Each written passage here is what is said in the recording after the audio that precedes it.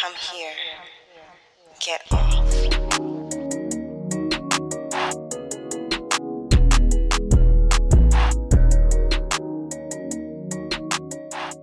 Welcome to this week's episode of The Turn On. Today we are reading Let Me Free You, which was published in 2018 by Alexandria House. Get your wine, get your weed, get whatever you need, and sit back, relax, and enjoy.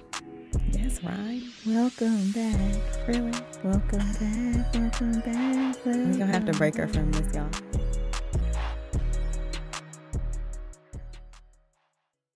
Let Me Free You by Alexandria House. This is nice. I didn't know there was a Sable Inns resort here, but I'm glad we're staying in a Black-owned establishment, Neil shared. I nodded, eyeing a huge bed. Yeah. You tired? You want to lay down for a while, take a nap? It's been a long day, he asked as I took in the rest of the beautiful suite. No, I'm good. I'm not really that tired at all, I replied. Really? Yeah, but I need to take a shower. I'm really grimy after all that dancing. He plopped down on the bed and fell onto his back. All right, I'm going to take one after you. In the huge glass-encased shower, as I closed my eyes and let the hot water beat against my skin, I told myself that whenever this sex thing went down, if it wasn't good, I'd be okay with it. I mean, sex wasn't everything, and if he didn't annul my ass, he'd done me a huge favor. Shit, he didn't really even know me like that to be marrying me. I mean, after all the pussy, time, and effort I put into my past relationships, none of those niggas had met me at the altar. Assholes. And the chief asshole was Gavin. This motherfucker had said some horrible stuff to me when I asked him to marry me. Some stuff that really messed with my head and had me feeling like I was subhuman. And when I cried about it, First I felt a draft, and then I felt the heat of his body and my eyes popped open. Spinning around, my eyes widened and I stuttered, what? Neil. I don't know why I said that. Maybe his spineless was messing with my brain because he was naked, and good Lord, this man was fine as all hell in heaven and everywhere in between. Were you expecting someone else? No, I thought you were going to take a shower when I was done. I ain't in here to take a shower. My eyes dropped to watch him stroke his nice, long, veiny dick and then shot back up to his face as he said, I'm in here to fuck my sexy ass wife. My yoni started throbbing as if it was dancing to a high-octane club banger, and my hands began to shake.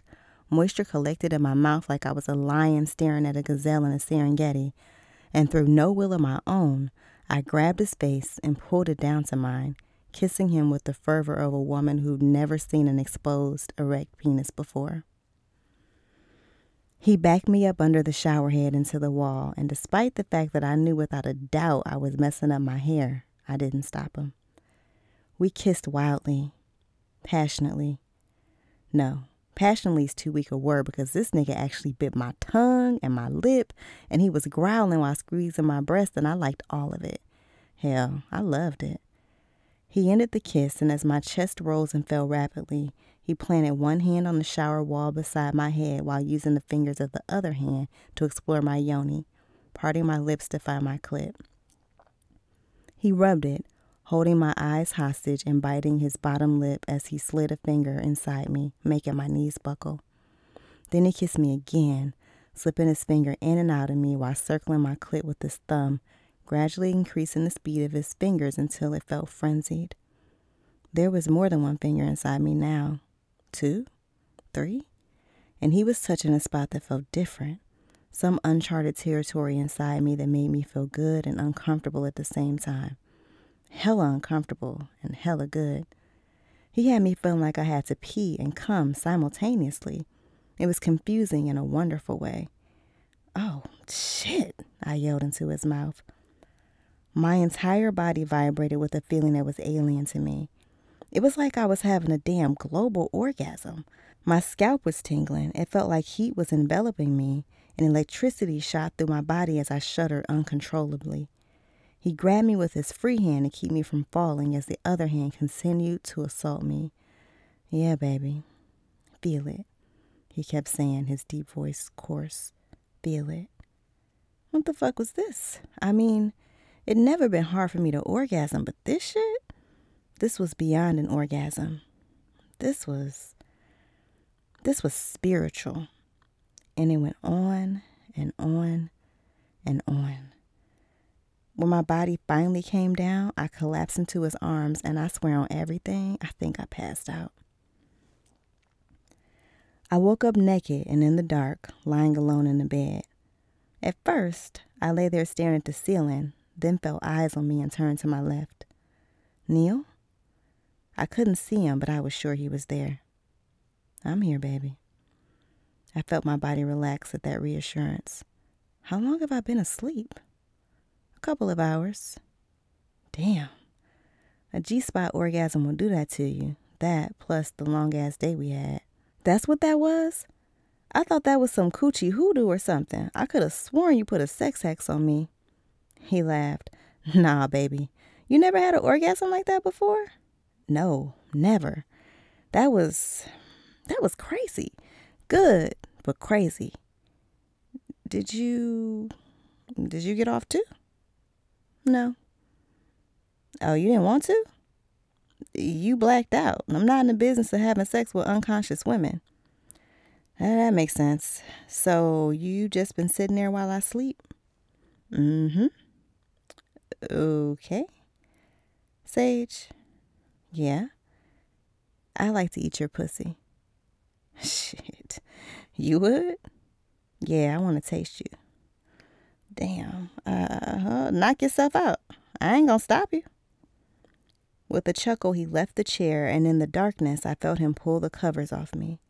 I opened my legs for him, squeezed my eyes tightly shut, felt his tongue flatten against my clit, and hoped he would and wouldn't do the G-spot thing again.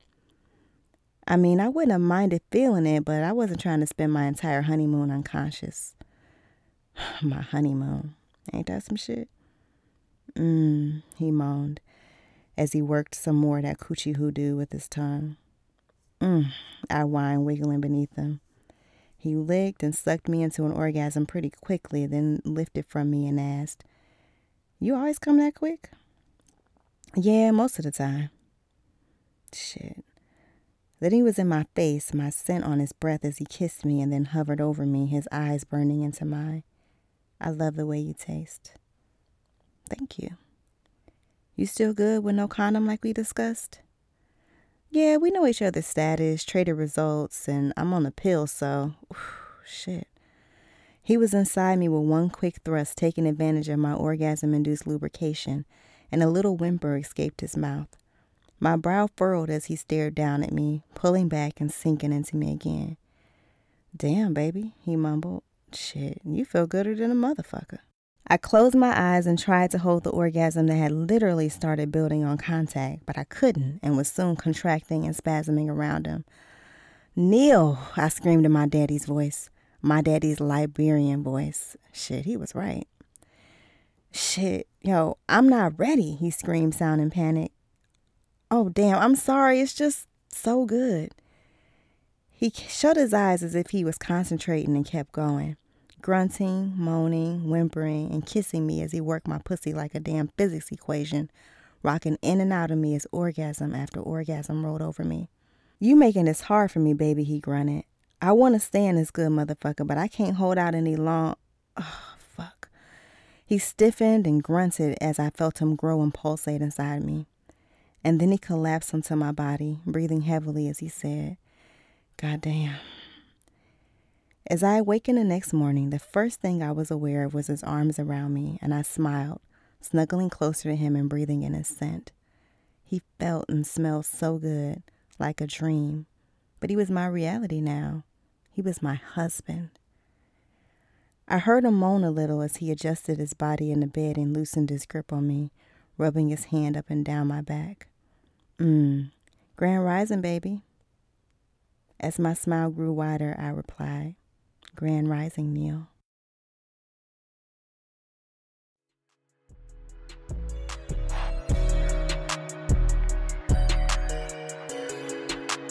Welcome back. We just heard an excerpt from Let Me Free You, which was published in 2018 by Alexandria House. this story is an excerpt from a larger book, and the book is an excerpt. Well, the book is a part of a much larger series called the McLean Brothers. So, Karine, can you give us a little bit of background on this particular book? Sure. So this book has 2 stars. The guy's name is Neil McLean. He's one of the aforementioned McLean brothers. And it opens with him getting out of rehab. So, we find out that, he's been going through it. He's been boozing and all of this stuff after he came out of his last relationship. He didn't really want to deal with the emotions of it all, so he numbed himself with substances. And so now he's trying to make a new start. The book is really cool because it alternates chapters, like a he said, she said kind of a situation. And so the she in the book is Sage, and Sage is an immigrant from Liberia. And she has just found out that she's being deported and has to go back home unless she can figure out a way to stay in the United States. And their friends bring them together and hijinks ensue. Not really. Yes. A bunch of sex and marriage ensues. Actually. Okay. Yeah. Cool. So Sage, as I walk us through this excerpt that we read, one of the first things that stood out was that Sage said she previously asked a man to marry her. Yeah.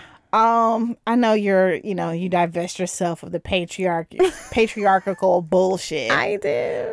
But what do you think? How do you feel about that? How do you feel about a woman asking a man to marry her? I don't have no feels about it one way or the other. I mean, shit.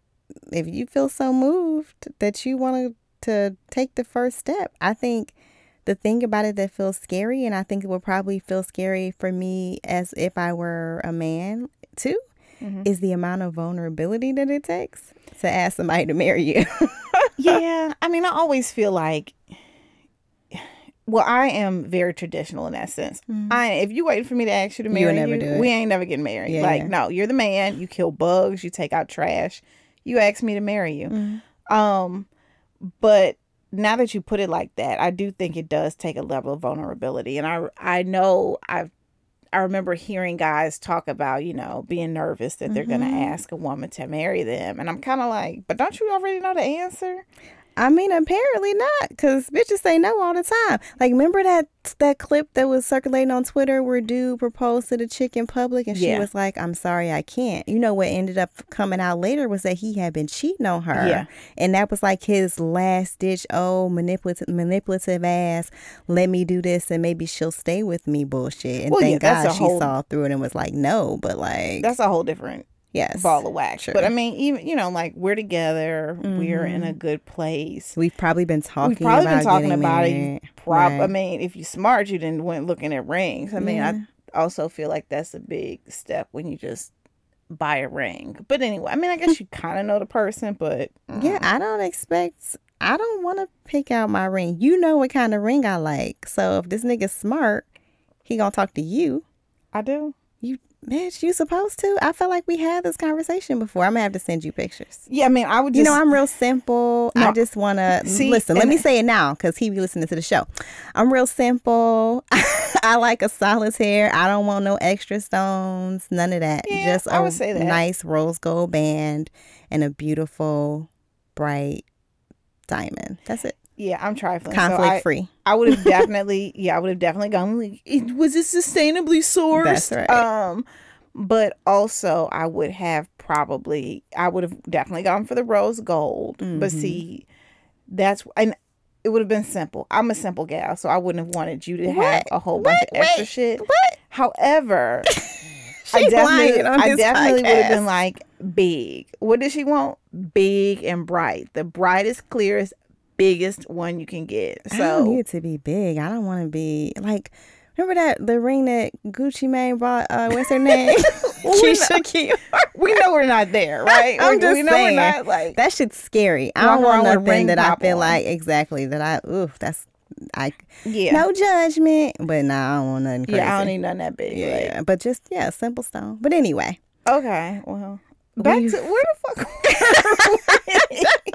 we're saying that you should have already had some conversations, but I still feel like Like, even if you think about the other milestones that come in a relationship before you get to the point of that, like having the I love you conversation, like you can feel it all day, right? And you can know it in your bones that you love this person and that that person loves you.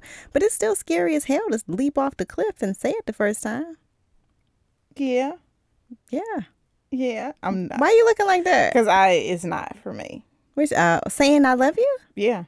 What do you mean? It's no big, not is no big deal, but if I feel it, I'm going to say it.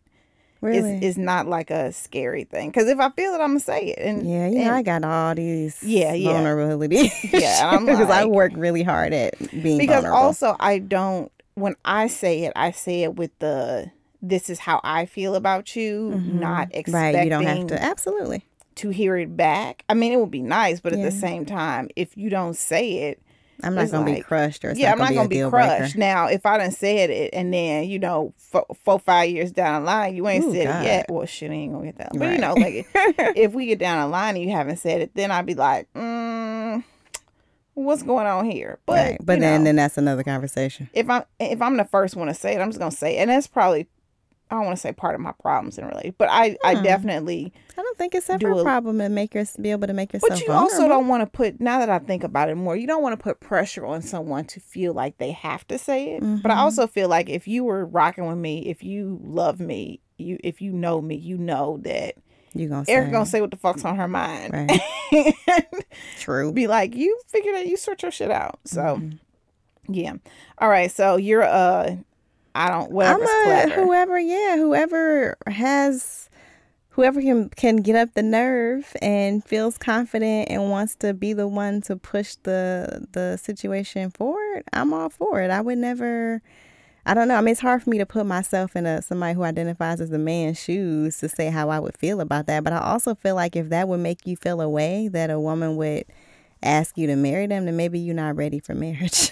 I just feel like, I mean, I wish I could sound eloquent about it, but no, you're a man. That's not what you want. You supposed to ask me. So let me ask you this. What's the difference between you being the first person to say I love you because you're feeling it and you want to do it, and you being the person to say, you know what, I like to marry you because you're feeling it and you want to say it? I mean, it's probably no difference, but again. Well, no, there is, though, because you're okay with one but not the other. I have, I'm still holding on to that bit of, whatever was beating in my head as a young child. Shout out to Granny. Rest in peace. Hey, Granny. Yeah, I mean, it's still, you kill bugs, you take out trash, and you ask me to marry you. I mean, and again, we probably will have had that conversation. I mean, when I got married my first and only time around, we had the conversation multiple times, and it was just a matter of when it would happen. And I think it got to a point where it was like, I knew it was coming and looking around a corner every minute, so. Yeah, that was fun. Whatever, bitch. It was fun. We planned the whole situation. We went to get ice cream one night and we were like walking back. And he was like, this is a nice park. Let's sit down. I sat down and started hyperventilating. It's happening. And then he was like, no, it was just nice. I wanted to sit down. But anyway.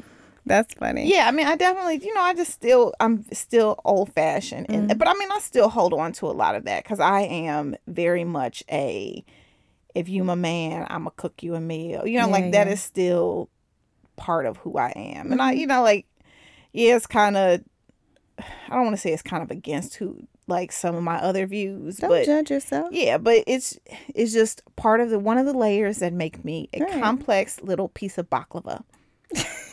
I was going to say onions, but they stank. So, but they're so good. So, baklava's good. I don't think I think I'm probably allergic to. Yeah, there's pistachios in it. Yeah, nope, can't have that. When I got married, engaged, whatever, it was a decision. Yeah, well, because remember, so I I was telling him about a friend who was here on a student visa, and she and her partner were planning to get married, but not soon enough. And so they just went to the courthouse and got married so that she'd be able to stay in the country long enough for them to go through, do the whole thing that they already had planned. And he was like, we should just go do that. And I was like, okay. And then a week later, I had a marriage license. And then a couple of days after that, I was taking a train up to the city. Exactly. And then I was married. There was no real ask. It really was just like, okay, we're going to do this. All right. Do you want an ask in the future? I do. Yeah. I want an ask. And that might be part of the vulnerability part, why it feels like because of the way that it happened before. We talked about this a little bit when we were talking about just romanticism and how so often we want to be the cool, the easygoing, the cool girl. The cool girl, And so it's like, I don't like flowers because I'm the cool girl. No. I don't like Valentine's Day. I That's fucking corny. love Valentine's Day. I want big ostentatious displays of your affection for me and make it happen. Yeah. So I think it's great that you're honest with yourself and saying, no, I want an ask. I do. I don't know that I want a big public thing that feels a little, even though I would say yes if it was, I would show it. Yeah, but I don't think I need that whole thing. But So I we'll just scratch want Nat's something. ballpark out. Oh God, that sounds terrible to me. Yeah, we'll scratch that off.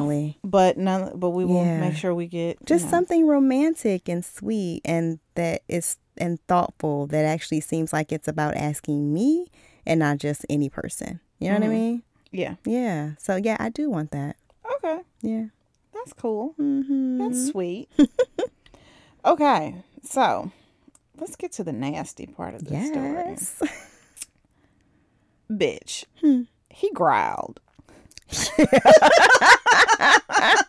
And bit her. Like, and I was like, yeah, spite. Yeah, I like when she said growling, I was like, oh yeah. Yeah. There's something about when you're having sex with someone, like I enjoy someone talking shit, but like just being in it, like looking in your eye, growl, like yes, growl. Oh, where you can't, like, it's clear they can't contain themselves, like being Yeah. able to hear and see and feel that.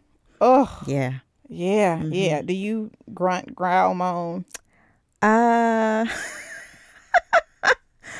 I am a moaner. I am loud. I am not a I am not a we finna do this real quiet in this space. Cause I also get, when I'm in it, I'm like, I don't give a fuck. Let's go. Yeah. So there's very often a pillow that is handed to me. Shut up, bitch. And I'm like, don't give a fuck. Let's do this. Yeah. I'm a all of the soundser. Yeah. I'm pretty fucking loud. Well, your nickname for this episode is Sounder. It wasn't Like that a that dog? fucking dog. Yeah, it was like old yellers, like. But it was ABC black. It Family was Cousin. no, it was like Okay, well then fuck that. He's the real old yeller. Yes, exactly. He's the OG old yeller. Fuck a old yeller. I think I make noise. Yeah, I make lots of noise. See? Yeah, but it's more just a like. I work out. So you be sore? No, but it's one of those like when you breathe through, like when you do yoga and they're like breathe through the stretch. Like I am like breathing through the action. Like shit, you gotta, girl, some good breathing will get that. Oh, it'll get you there. Yeah, get absolutely that orgasm from your pussy to your toenail. Will. Yeah, so, yeah. Yeah, no, I'm a. Oh fuck! No, I can't contain definitely myself. I'm screaming. Yeah. Yeah, I mean, I make noise like that, but it's a lot of like, which is so weird because when I'm in yoga and they like bend over, now breathe through it. Like that's what it like sounds me. like. Fucking yeah. That's funny. That and macaroni and cheese. You remember that someone was like, "Good sex sound like you stirring a pot of macaroni and cheese." Oh God. So, sex with me sounds like both doing making yoga it and over, eating it over a pot of macaroni and cheese. Have you ever blacked out during sex? No, I've never blacked out during sex. However, I'm usually super unsteady after. Like, try to get up, bitch, hold on to this door frame. Yeah. Like, I mean, depleted. I don't think I've ever blacked out. I thought it was really cool how he was like, I'm not really cool with like fucking an unconscious woman. Yeah. I was like, thank you. Consent. And I thought it was great that she wrote that in there. Yeah. And that they had a quick conversation about condoms as well. Yes. Yeah. Again, we will always highlight those kinds of things because I feel like that makes it adds to the authenticity of it. Yeah. I've never blacked out during sex, but I have definitely had like such powerful orgasms where I kind of like see stars. I'm like, wait, hold on. Like, yeah. What's happening here? Yeah, where you just feel kind of dizzy. Just kind of like, I mean, I guess you could. I mean, like I've blacked out, but not like collapsed out, woke up 3 hours later, what happened? But just on some like, whoa, shit, hey. Yeah. Or like, wait, I need a minute. Like, I can't keep going because they didn't come yet. But I need a minute. Yeah, don't touch me. Don't touch before me. I can. Or you might. Yes. Yeah. Before I can do this again. Absolutely. Was it because of him or something you were doing? I mean, I like to think of it as a dance. So yeah, a little bit of both. Like, it's usually a combination of, so like, it depends on the position because I have different types of orgasms, obviously, depending on the position. So, like, eyes in the back of my head thing.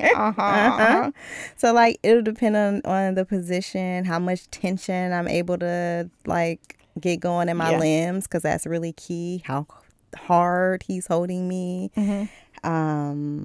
If I can yell, because I actually find that when I have to suppress my sound, the orgasm is not as intense because I'm literally keeping myself from feeling the full compliments of it because I can't react to it all the way.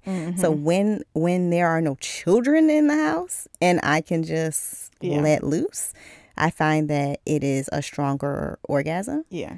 So it's like a combination of things. Yeah. What about you? I've never thought about, I'm not really fucking with my kid, you know, like in the crib.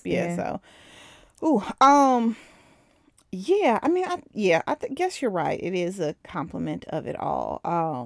I mean, I'm pretty good at like making it happen. I'm pretty good at just, I'm coming today. Yes. But the blackout ones, it's a combination of everything that has gone into it. It's typically also after like just a ignorant, I'm about to tap out round of foreplay where it's just like, I can't take this no more. Yes. And it did coming. Whoop. Yeah. Yeah. The blackout orgasms are usually complemented by a nigga growling in my ear. Okay. So I have recently discovered that my ear is a big, like, I never, like you licking it or like talking in it. Yeah. Real close. Where I can fucking feel the breath. So I can feel your hot breath in my ear. Oh my God. Yo, that was never a thing I had ever done with anybody. And that is something that my partner introduced like a month ago. And I can't, sometimes I legit be like, yo, you're not allowed to do that tonight. Like, I can't take that. I'm not allowed to be as loud as I need to be tonight. I was about to say, how you going to stop that man? Because, God, it's so intense. Yeah. In concert with everything else that is happening. See, there is nothing like just minding your business, cooking, doing something, minding your business, and a nigga walking up to you, grabbing you by the ass and whispering something nasty in your ear. Like, hot growly in your ear. Oh my gosh. I'm like, fuck that spaghetti. I had never experienced that before. And now it's like, oh my God. Such a simple thing, but it takes things over the top in a really good way. It's really cool how you're like realizing new what is it? Erogenous. Yes. Androgynous. I mean that too. at this ripe age. This of ripe mine. age. Well, that is why we're here. Yes. This is an exploration. Mm-hmm. So we ain't doing it right if we're not learning new things. It's true. So, there was this part in the story where she talks about, Alexandria does a great job of describing like all the different senses that go into a really good session. Yeah. And she's like, I gotta pee, but but I don't. And like all the little bits of information feeding into your brain. Yeah. And what that feels like in your body, like she did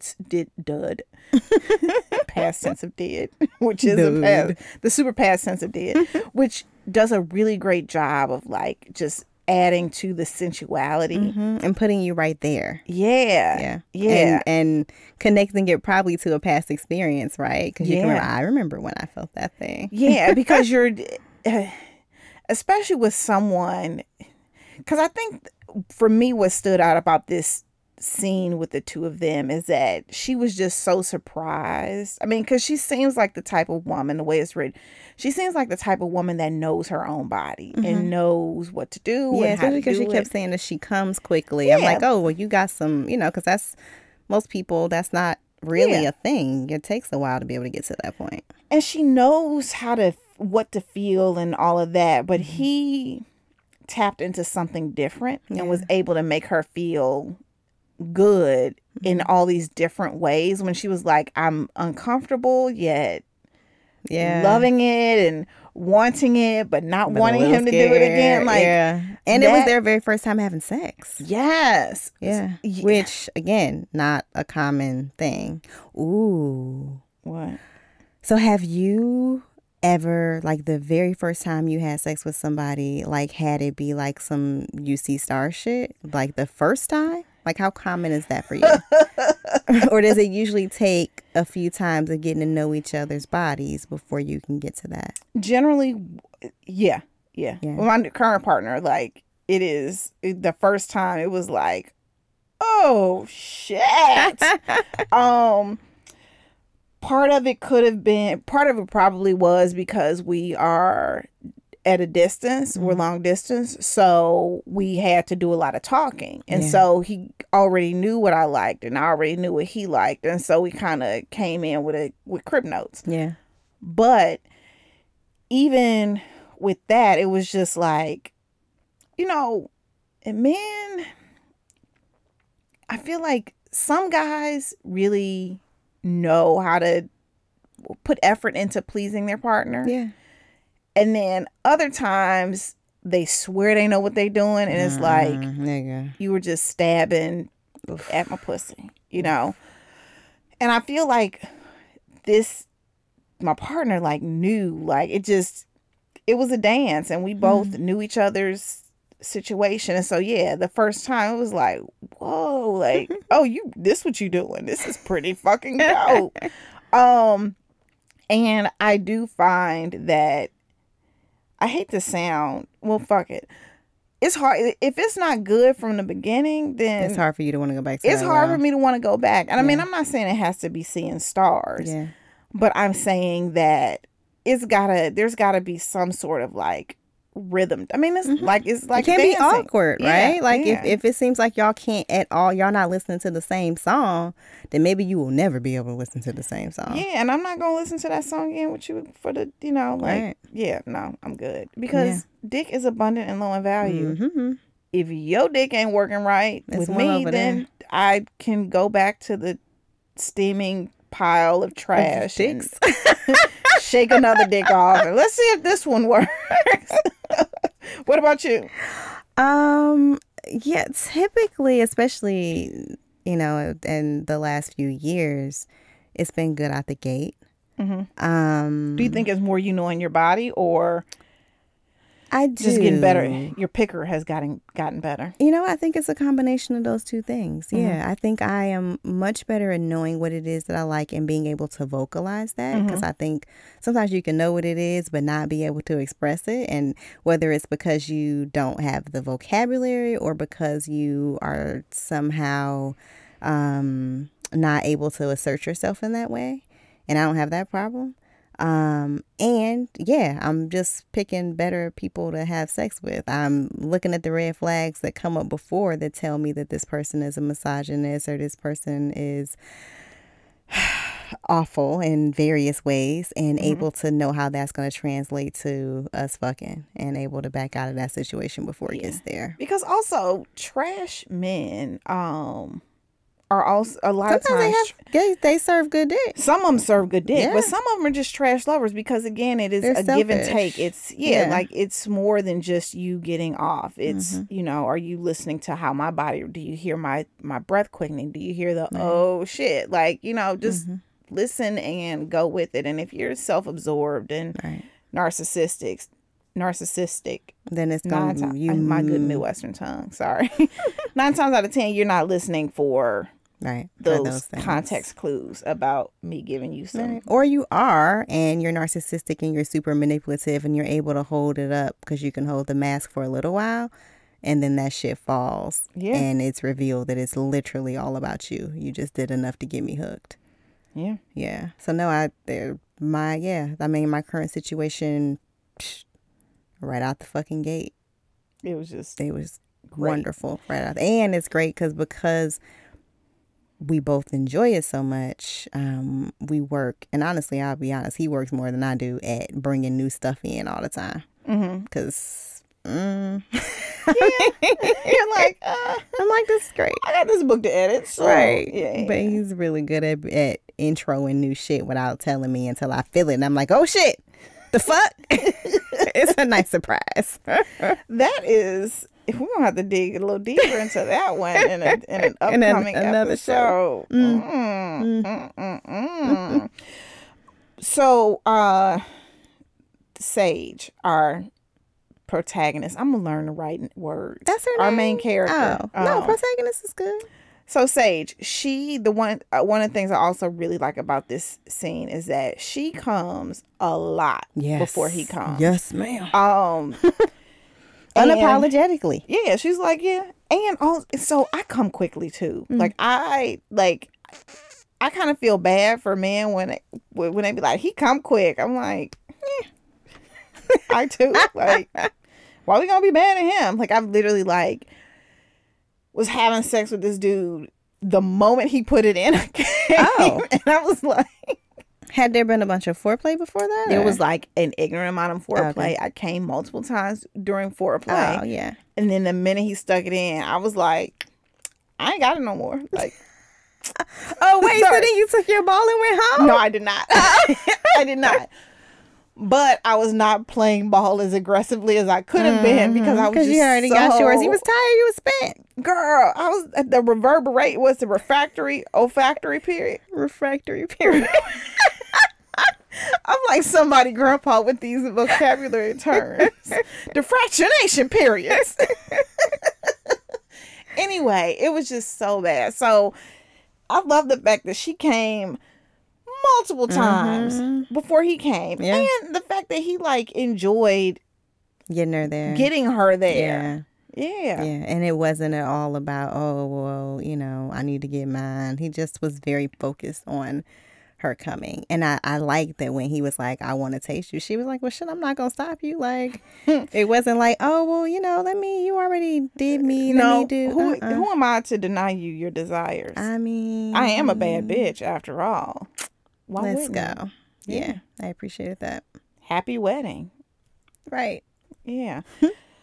Okay, so one of the big themes in this story, and I actually find it funny, is that this guy is a hotep. Yeah. And to me, hotep is a derogatory. I mean, in the traditional, We what know it's it means meant- peace. Yeah. Listen, we know what the word means. But as a woman, as a black woman in the Washington D.C. area, with a short natural hairdo. I attract my fair share of hoteps. Yo, same with this afro. Like I remember I went out with this guy and we're at like some restaurant and he looks at me and is like, "You don't eat pork, right?" I was like, "Based on what, my nigga?" Nigga is a what? I am from the Midwest. I personally feel like it is doing my ancestors a disservice if I don't eat pork. So I was like, how you just gonna make that assumption?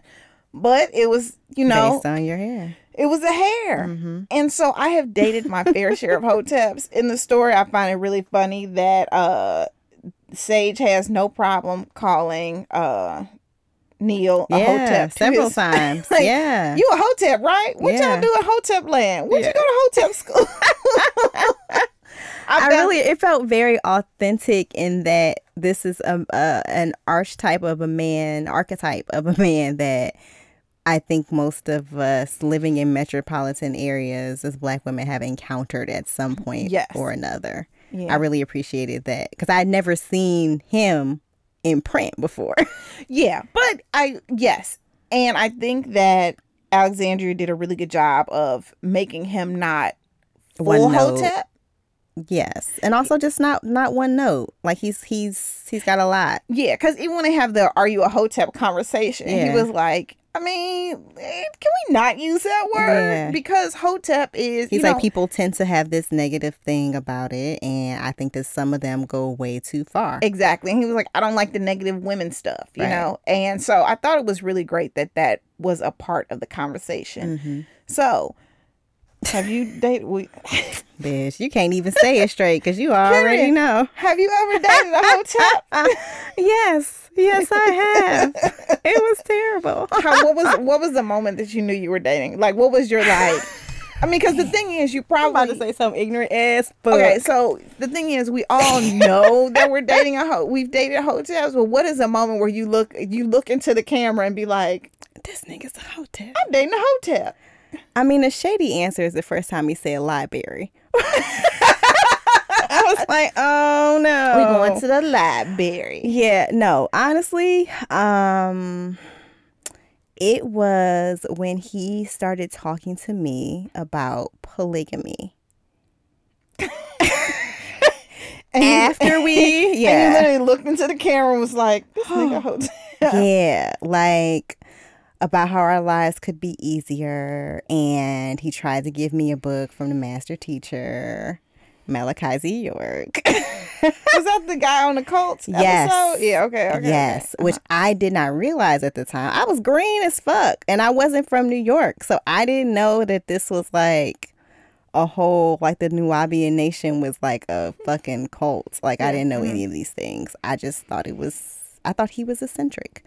But then he like started bringing books home and like legit trying to talk me into this.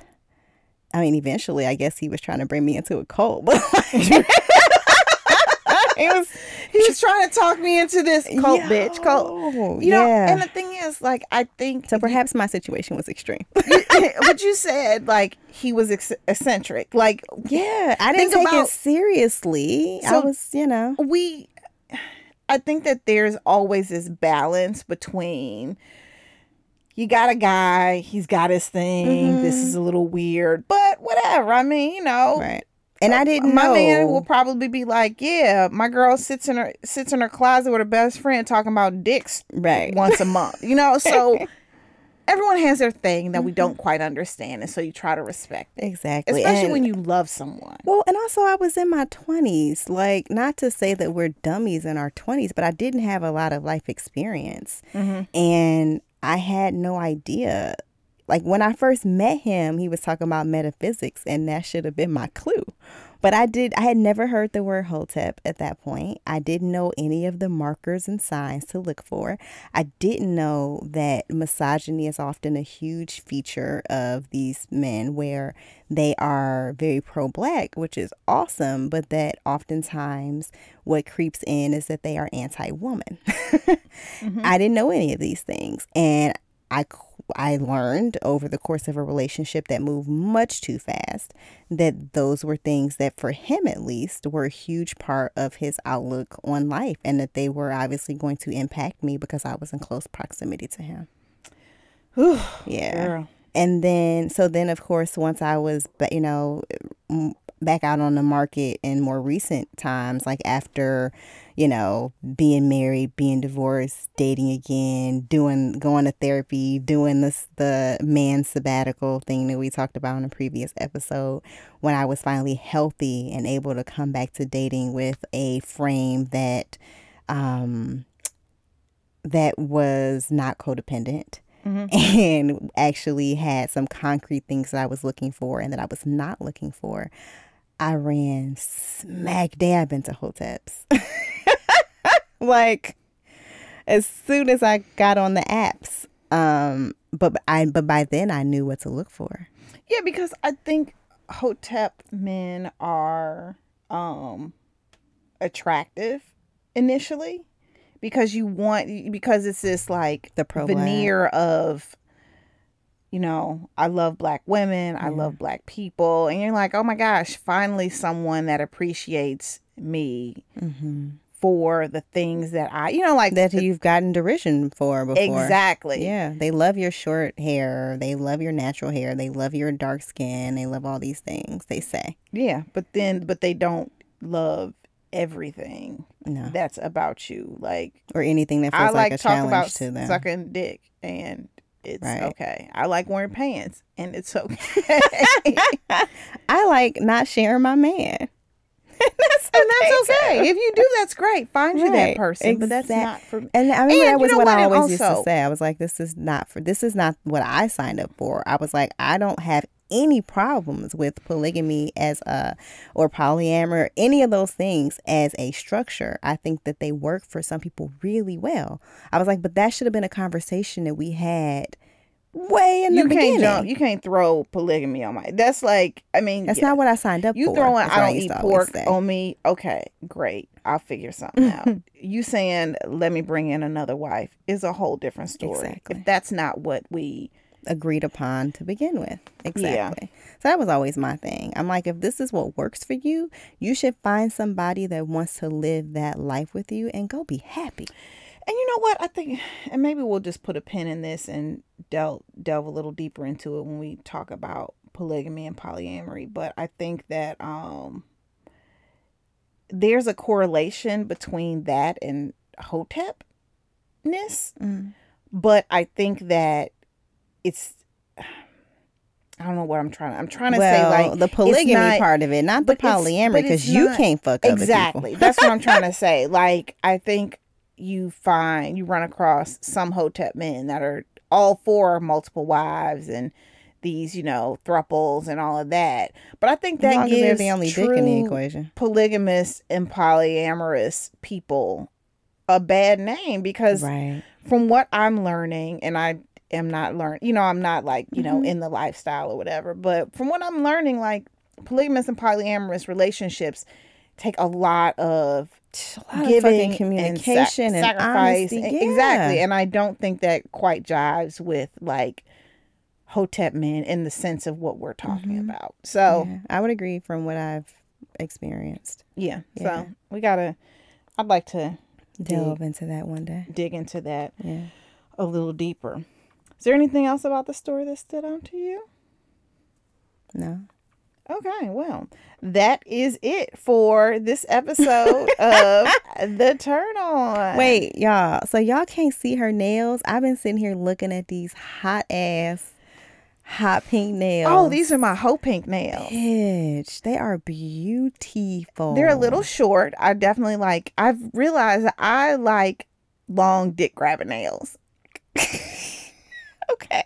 They're short just because I got a lot going on in my life, and I need to be able to use my hands, and not in a dick grabbing sense. But they won't get cut for a while, and I definitely think I'm gonna stick with this. This is like Barbie hot pink. Yeah. Thank you so much. Great. I love them. I gotta show Munch because I know she will appreciate. Quick story. We're all on vacation at dinner. Her daughter looks me in the eye and is like, I want to let my nails grow, but my mama won't let me. I'm sitting right here. She said it like this disrespectful. I'm like, you still in single digits. Get away from me. Okay, anyway, so that wraps us up for this week's episode of The Turn On. Thank you so much for joining us. These are your hosts, Erica and Kenya, two hoes, making it clap. This episode was produced by us, Erica and Kenya, and edited by Ballistic. The theme song is from Brazy. First, please leave a review in your favorite podcast listening app. For real, we want to hear from y'all. Send your book recommendations and all the burning sex and related questions you want us to answer to theturnonpodcast@gmail.com. And please subscribe to the show in your favorite podcast app. Follow us on Twitter @theturnonpod and Instagram @theturnonpodcast.